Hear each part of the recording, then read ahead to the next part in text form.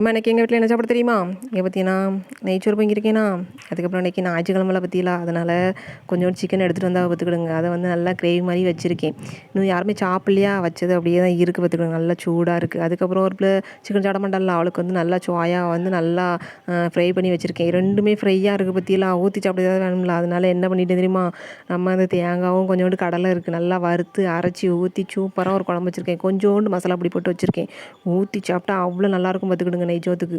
இது வந்து நேற்று வச்ச ரசம் இருக்குது, இதை நெய்ச்சோத்தில் ஊற்றி சாட முடியாது, ஆனால் குடிச்சிக்கலாம். அதுக்கப்புறம் பார்த்தீங்கன்னா நேற்று நிறைய பழையது வந்துட்டு பற்றிலாம் அந்த பழையது நல்லா தாளித்து தயிர் ஊற்றி வச்சுருக்கேன். எல்லோரும் இந்த நெய்ச்சோறு சிக்கன் அது இதுன்னு எல்லாத்தையும் சாப்பிட்டாலும் ஃபைனலாக கொஞ்சம் வந்து தயிர் சோறு சாப்பிடணும்னு சொல்லியாச்சு. அப்போ தானே காலியாகும் பார்த்துங்க, எல்லாம் வம்பா வரும்ல. அதுக்கப்புறம் நம்ம கருப்பட்டி காப்பி போட்டாச்சு. இன்றைக்கி பார்த்தீங்கன்னா இவ்வளோ தான் நமக்கு சாப்பாடு பார்த்துக்கிடுங்க.